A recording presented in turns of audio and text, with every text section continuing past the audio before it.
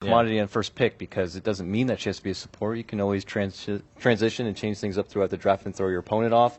And the way that the hero can itemize can be very different. Like you said, the Sonico core build-up, you can always just grab a reliable Lotus Orb, Greaves. You can change it as you go. And having a hero that flexible who can offer so much to the game, to the team, is very, very valuable. Yeah, I mean, so going forward, just overall her utility, of course, comes up now and then again.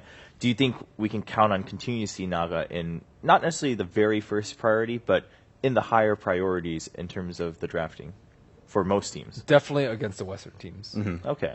We might not see it in this match, right? But on the Western teams, it could throw a lot of these other teams off. Yeah. Okay. Winter, why do you think that is, that we're seeing that regional difference between the Western teams and then the Eastern teams? I mean, why is Naga not as popular with the Eastern teams? Because the utility just on paper sounds great, right? Anyone would like extra time to figure out when you want to fight the best. I think it's mainly because it's not as easy to utilize the hero to his fullest potential. I feel he's one of the kind of heroes where he's strong, but only at the right hands. And he's particularly strong with, like what Ben said, when Secret pick it or when EG pick it.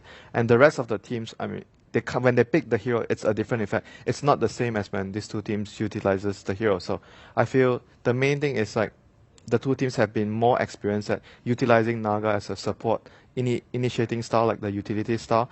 Maybe the Chinese teams are more experienced at using it as a carry position, so they don't really understand as much as how to utilize it to its fullest potential as a support position. That's why they don't prioritize him so much. I mean, her so much as a hero.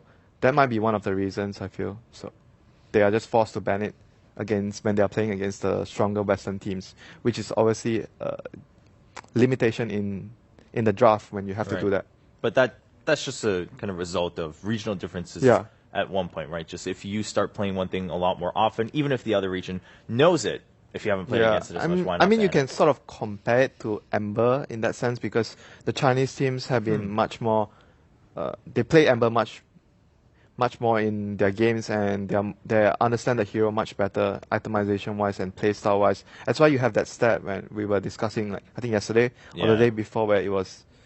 By the end of day 2 or the start of day 3, it was like 7-1 for Embers on Chinese teams, and then 1-8 for Embers. Yeah, I mean, it could possibly be some of the things like that with the Naga, where the Western teams is better at using the Naga, and the Chinese teams are not so good at using the support Naga, not the carry Naga.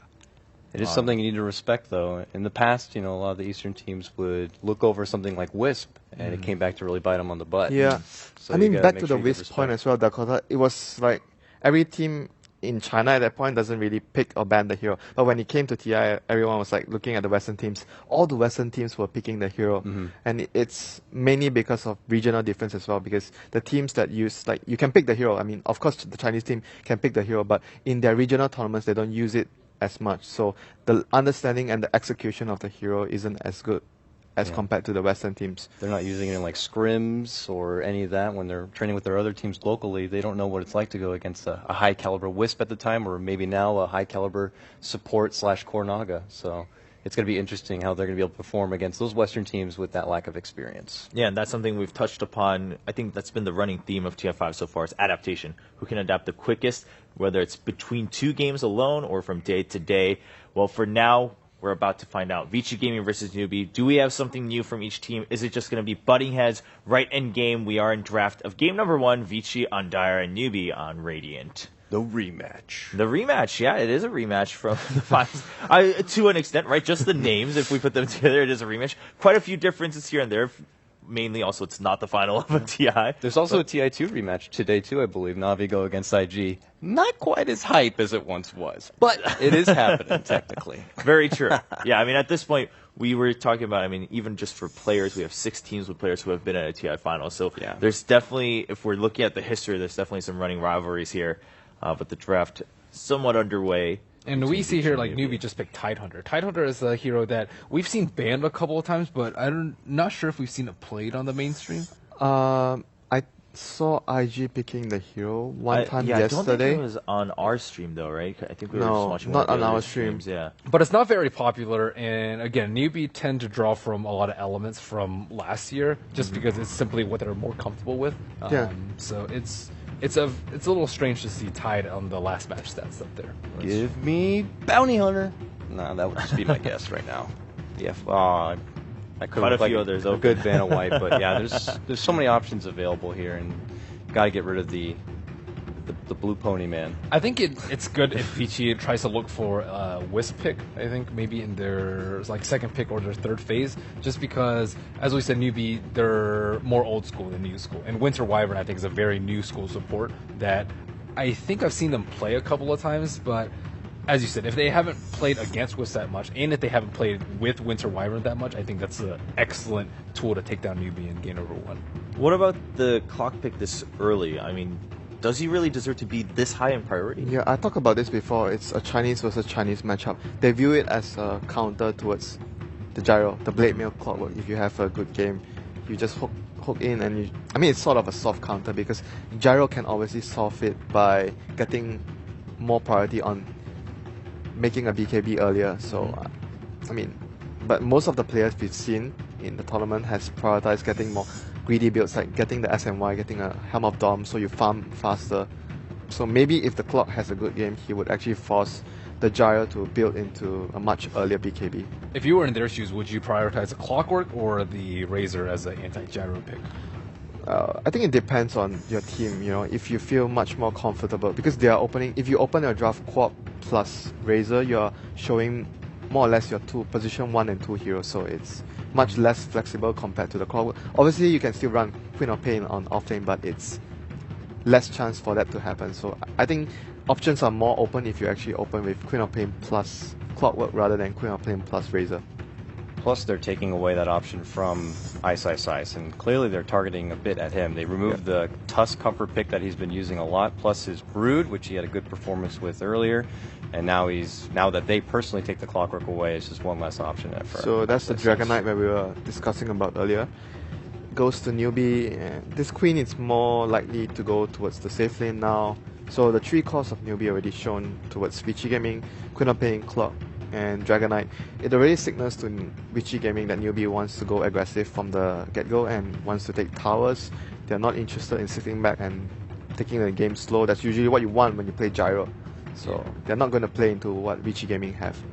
I actually was surprised to see them ban AA, just because you don't actually know where they're running Queen to Pain. And if they do want to pick up a Dragon Knight, and if a Queen is going to be their safe lane carry, they don't really have that much late game. And all you need to do is stall their pushes. Sand King has been a popular hero to turn to. AA in the past, but not so much this tournament. It's usually banned out. I think AA has been picked by newbie. Newbie is like only one of the few teams that actually pick AA, and against like a hero that has healing potential, or like in this instant there's a Dazzle, and you yourself have been talking about you are surprised that team hasn't been picking Axe or AA more against the Grave. So that could be the reason why Vici is taking out the AA, because they are worried that newbie might actually go down that route. And it's a good combination. It's a very old school combination, in fact, with the Clockwork. You hook someone, set up with the AA, Ice Blast opens a lot of ganking opportunities. Vici Gaming actually did that yesterday in their matchup that I got to personally cast, and then on top of the Clockwork and AA, they also had like a Bounty Hunter and a Storm. It was like an all-out assault. They were just finding kills all over the place and then having these ways to quickly initiate, close the gap, and finish them off. This is like a draft from last year, though, with the Sand King pickup. Yes, I think it's more likely going to be a FY, like a support Sand King, since they have a very strong lane support in Dazzle. Unlike the last game when we were casting, it was CM plus Sand King, so the Sand King would more or less be on the offlane. But this game, with what Vici have, it's a Dazzle plus Sand King. So definitely the Sand King has a lot of room to jungle and just focus on getting that early blink against the push timing that newbie has right now. So they're going to be even... I think this pick is in general mostly targeted towards the Sand King, because Sand King you want to play as greedy as possible in the jungle, and Bounty Hunter could be the one to actually mess things up and or steal your experience while you are jungling. So I think it's a really good pick towards the Sand King. So even newbie are expecting the Sand King to be a greedy support pickup from Vici. Well, I mean, Dakota, as you were mentioning yesterday, they went for something similar with the Bounty Hunter, etc. What else do you think they're looking for here then for their last pick while we wait for the other phases to go by? For newbie? Yeah. It's hard to say because they've already committed to these cores so early. Right. So it's got to be what I imagine more of a support at the end, someone who could also help out and assist getting things set up. or even being able to I shut think they down need the utility of a Vici. mech carrier. Like, Bounty is a mech carrier nowadays. yeah, I think if his main goal is to disrupt the Sand King, though, Yeah, they're also trying to push towers, you're not going to get any track gold. I think. I think the Clockwork might. We've seen Clockwork builds. They build mech on the Chinese teams on Clockwork. So, if you are really looking towards to be more aggressive early on, I mean, it's a possibility, but it's not the strongest build on Clockwork because personally, I feel like the Blade Mail build is much better. But if, like what Ben is saying, they are in the rhythm of pushing and they feel they are ready to take the game as fast as possible, Clockwork can actually build a mech in that sense. I mean, but I think it's very unlikely they will do it, but it's just an option they have. Are we fully committed that this is going to be a greedy support Sand King and not an off-lane Ice Sand King? I was actually kind of surprised they passed over something like a Rubik, something VG Gaming played very often. Originally, maybe they were actually planning to have it as a greedy support, but seeing the Bounty Hunter, I guess there's a chance where, okay, guys, this might not work well, so they're actually going to just put it on the off-lane. I mean, it's possible. The Rubik's also good. I mean, they have options with Queen of Pain, Clockwork. He's obviously a 4-staff candidate, and he works very well in dealing with the cogs. Dragon Form is awesome. Track, all great options for Rubik. I thought that would be something they go for. I think their priority is right now concerned with getting Sand King Blink ASAP and trying not to give Bounty Hunter too much. Do you like it if they finish the lineup with something like a Spirit Breaker to make space so the Sand King has actually a lot of time to jungle and just get the blink? Because let's say, for example, if the bounty goes into the jungle, Sand King is there, and there's a Spirit Breaker on the team, he can always just come towards the Sand King's assistant at any moment during the laning phase. They actually banned that. Yeah, they did ban out the Rubik from the side of Newbie, but the Spirit Breaker is something we've discussed a number of times, and whoa, Silence coming out.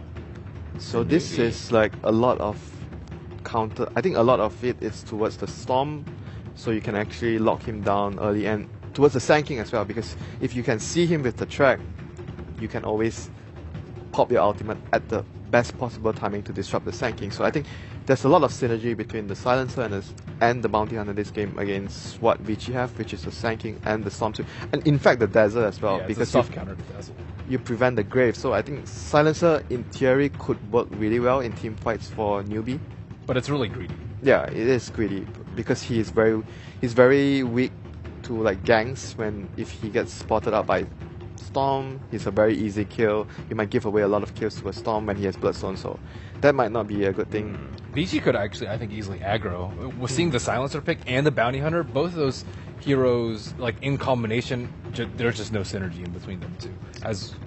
I was gonna say, I think they might try to do what was done in the wild card, where I saw Mag go against Team Archon. They had the matchup of Sand King against a Clockwork, and he got a 8-minute blink dagger. Caustic? Did he go for Caustic? Yes, really? he did. Yeah. So maybe it's something VG Gamer are looking to do if they can get Ice, who did step into Sand King. If they can get him in the matchup against June, that would be very nice for him. So we could see a lot of audibles and walking around from these teams to get the appropriate lane setups to take advantage of.